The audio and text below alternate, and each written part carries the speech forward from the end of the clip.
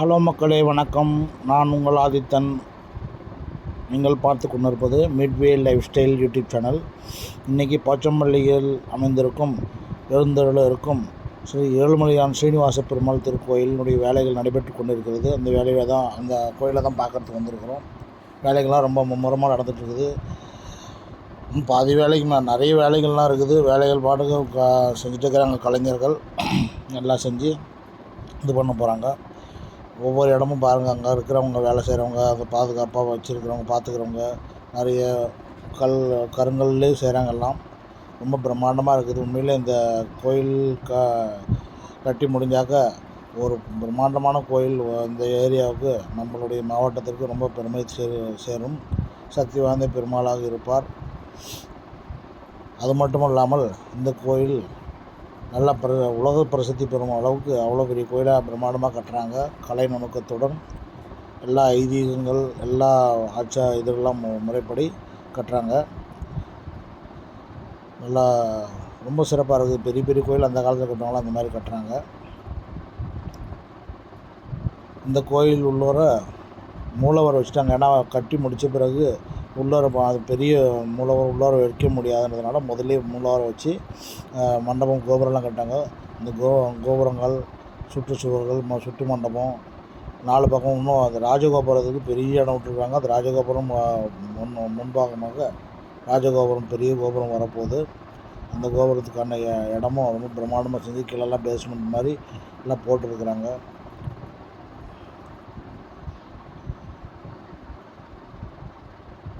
இங்கே பாருங்கள் மக்களே, இப்போ தெரியுது அது பின்னாடி தெரியுது இந்த வெள்ளைக்கல் போட்டிருக்கிறது. இந்த ஸ்கூட்டிக்கு பின்னால் இருக்கிற அந்த இடத்துல தான் ராஜகோபுரம் வரப்போகுது. பிரம்மாண்டமாக இருக்கும் மக்களே. உண்மையிலேயே இதை கட்டி முடிச்ச பின்னால் அது எப்படி அங்கே வேலை செய்கிற ஆளுங்களுக்கு கேட்டால் எப்படிப்பா எவ்வளோ நாள் ஆகும்னு கேட்டதுக்கு இன்னும் கம்மினா கூட ஒரு 5 வருடங்கள் ஆகும் அப்படின்னு சொன்னாங்க. பார்க்கலாம் எவ்வளோ சீக்கிரம் பெருமாள் நமக்கு எல்லாருக்கும், உலக மக்களுக்கு தரிசனம் கொடுக்க போகிறார். கும்பாபிஷேகம் இப்போ நடக்க போகுது. கும்பாபிஷேகம் பிரம்மாண்டமாக நடக்கும். பார்க்கலாம். 5 வருஷன்றப்போ நம்ம யார் எப்படி, யார் யாருக்கு அதிர்ஷ்டம் இருக்குது, யார் யாருக்கு கொடுப்பனம் இருக்குதுன்னு பார்த்துட்டு இது பண்ணலாம். ரொம்ப சிறப்பான வேலைப்பாடுகளோடு செய்கிறாங்க மக்களே. நீங்கள் கண்டிப்பாக அந்த பக்கம் போனீங்கன்னாக்கா போய் பாருங்கள். கும்பாபிஷேகம் முடித்த பிறகு நிறைய ரொம்ப சிறப்பாக இருக்கும். நல்ல கோயில்கள்லாம் கும்பாபிஷேகமும் சிறப்பாக நடத்துவாங்க. வாங்க மக்களே, போயிட்டு கோயிலுக்குள்ளாரெல்லாம் அப்படியே ஒரு சிறப்பான அதை பார்த்துட்டு பிரமிச்சு போய் தான் நிற்கிறேன். என்ன பேசுகிறதுன்னு தெரியல. ஒவ்வொரு கலை நுணுக்கத்தோடும் அவ்வளோ இதுவாக அந்த காலத்தில் எப்படி கட்டினாலும் அந்த மாதிரி கட்டுறாங்க, செய்கிறாங்க. கட்டினவங்களுக்கு நல்ல புண்ணியங்கள், நல்ல வாழ்க்கையை கொடுக்கணும். இதெல்லாம் கட்டி நம்ம பொதுமக்களுக்கு, பக்தர்களுக்கும் பார்வைக்காக இது பண்ணுறாங்க. எல்லாத்துக்கும் போச்சம்பள்ளியில் இவ்வளோ பெரிய இடம் இது பண்ணி வாங்கி பாருங்கள். அது கல்லெல்லாம் வந்து அந்த வாட்டுக்கு மிஷினில் கட் பண்ணி வேலைப்பாடுகள் நடந்துகிட்டே இருக்குது. கோபுரம் பாருங்கள், இதுதான் அங்கே ராஜகோபுரம். முன்னாடி இருக்கிறது வந்து ராஜகோபுரம் முன்னாடி இருக்கிறது. இது வந்து கோயில் மூலவர் இருக்கக்கூடிய கோபுரம். அதுதான் கோயிலே, அதுதான். இதெல்லாம் சுற்றில் இருக்கிற சாமிகள், மண்டபங்கள் எல்லாம் பெரிய கோயிலுங்கள்லாம் இருக்குங்களா, சுவாமிகளெல்லாம் சுற்றிலும் மண்டபத்துக்கு வரும். அந்த மாதிரி இதெல்லாம் வேலைகள் முடிஞ்ச பிறகு தான் இதனுடைய ஒரு தோற்றம் உங்களுக்கு தெரியும். நேரில் போனீங்கன்னாவே உங்களுக்கு நல்லா அதனுடைய பிரம்மாண்டம் எல்லாருக்கும் தெரியும். பார்த்துட்டே இருங்க. ரொம்ப சிறப்பாக இருக்குது. ஒன்றும் பேசுகிறதுக்கு ஒன்றுமே இல்லை. ரொம்ப அருமையான வேலைப்பாடுகளோடு நடைபெறுகிறது. ஓகே மக்களே, வாங்க நிதானமாக ஒன்று அப்படியே கூட்டிகிட்டு போகிறோம். உள்ளார கோயிலுக்கு போகிறோம். நீங்களும் என்னுடன் பயணம் செய்து கோயிலை பாருங்கள் எப்படி இருக்குதுன்னு. கோயிலே ஒரு ரவுண்ட் அடிச்சிடலாம். உள்ளாரையும் போகலாம். மூலவரை எடுக்கிறதுக்கு பர்மிஷன் கேட்கணும் அப்படின்னு சொல்கிறாங்க யாரும். ஆனால் யாருமே இங்கே பர்மிஷன் யாரும் ஆட்கள் ஒருத்தர் கூட இல்லை. வேலை செய்கிறவங்க கேட்டாங்க உள்ளார இருப்பாங்கன்னாங்க. உள்ளார யாரையும் காணோம். பார்க்கலாம். அதுக்கு மேலே பெருமாளை எடுக்கலாம். யாரும் இல்லைனாக்க எடுக்க போகிறோம். பாருங்கள் மக்களே, கோபுரத்தினுடைய தோற்றம் எப்படி இருக்குதுன்னு. பிரகாரத்துக்கு இங்கேருந்து தான் கோபுரம் ஸ்டார்ட் ஆகும். என்ட்ரன்ஸ் இது தான். இதுக்கு அப்படியே உள்ளார போனாக்க இந்த சைடில் மண்டபங்கள்லாம் வரும். கோயில் இங்கெல்லாம் இந்த பெருமாள் கோயில் என்னென்ன இருக்குமோ எல்லாம் அந்த வாகனம், அது கருடாழ்வார் கோயில் இருக்குது. அதுக்கு முன்னாடியே கொடிமண்டபம் கட்டணும். கொடிமண்டபத்துக்கான இடம் விட்டுருக்குறாங்க. உள்ளார அதெல்லாம் உள்ளார போனாக்க தெரியும் உங்களுக்கு. கொடிமண்டபம் நல்ல பெரிய பிரம்மாண்டமாக பலிபீடம், அந்த கொடிமண்டபம்லாம் ரொம்ப சிறப்பாக செய்வாங்க.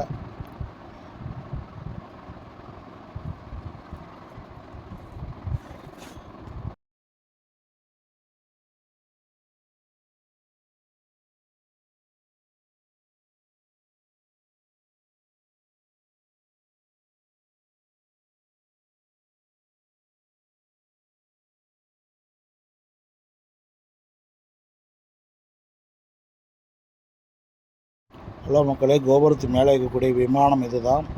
இந்த விமானம் அங்கே இருக்கிற ஒரு ஊர் சொன்னார், தஞ்சாவூர் கோயிலில் இருக்கிற விமானம் மாதிரி 2 மடங்கு எடையை கொண்டது, அதோட பெருசு, அந்த மாதிரி இருக்குது. ஒரே பாறையை குடஞ்சி இது பண்ணிக்கிறாங்க. உள்ளார உண்மையில் ஒரே பாறையை செதுக்கி வச்சுருக்கிறாங்க.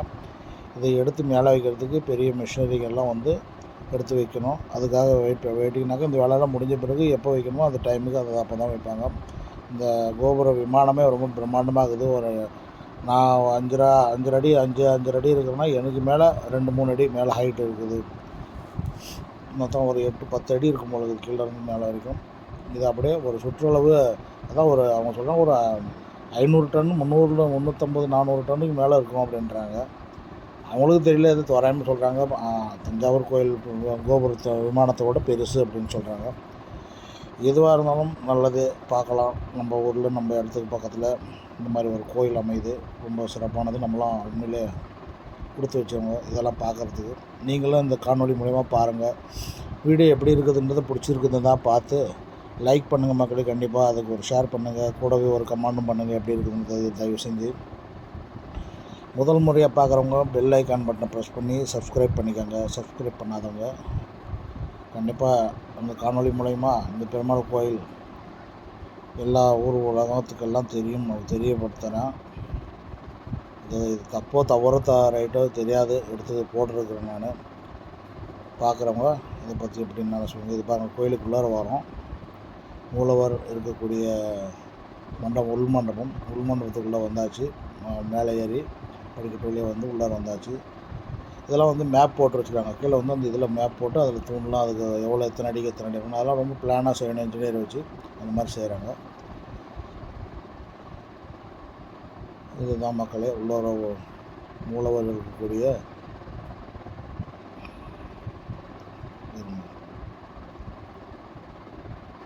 இதுதான் நுழைவாயில். படிக்கட்டு மேலே ஏறி உள்ளார மண்டபத்துக்குள்ளார கோயிலுக்குள்ளார போகிறது இது வழி தான் போகும்னு நினைக்கிறேன்.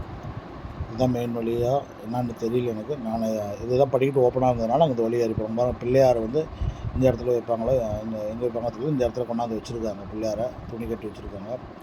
இது பூரா கல் மண்டபங்கள். இங்கே பாருங்கள், இது மேலே ஓப்பனாக விட்ருக்காங்க. இந்த இடத்துல கொடிமரம், பலிப்பீடம் இதெல்லாம் இந்த இடத்துல வரும்னு நினைக்கிறேன். அதுக்காக தான் இந்த இடத்துல ஓப்பனாக விட்டுருக்காங்க. தூண்கள்லாம் ரொம்ப சிறப்பான வேலைப்பாடுகளோட ரொம்ப அழகாக அமைஞ்சிருக்குது. எல்லாம் கல் சுவர்கள். இன்னும் அது முடிவு பெற்ற நிலையில் தான் இதனுடைய உண்மையான லுக்கே வரும். இப்போவே தெரியுது அதனுடைய எப்படி இருக்குன்றது. பாருங்கள், கீழே வந்து இந்த மேப் மாதிரி போட்டு அது சார்ட் ஒவ்வொரு தூணும் எவ்வளோ இருக்கணும், எத்தனை அடி இருக்கணும் பாருங்கள். இதுதான் பாருங்கள், ஸ்க்ரீன் போட்டிருக்காங்க. அங்கே தான் மூலவர் இருக்கார், ஏழுமலையான் ஸ்ரீனிவாச பெருமாள். வெளிச்சத்தில் உள்ளார ஃபுல் இருட்டு.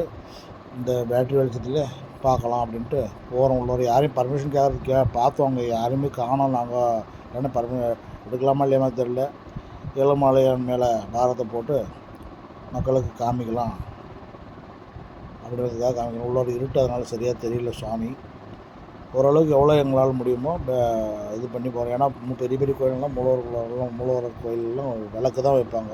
மின்சார விளக்கெல்லாம் எடுத்துகிட்டு போகக்கூடாது. பாருங்கள், இதுதான் அங்கே ஏழுமலையான் ஸ்ரீனிவாச பெருமாள் கோயிலுடைய புதிய திருக்கோயிலுடைய புதிய மூலவர் பாருங்கள் எவ்வளோ சூப்பராக அமைஞ்சிருக்கு.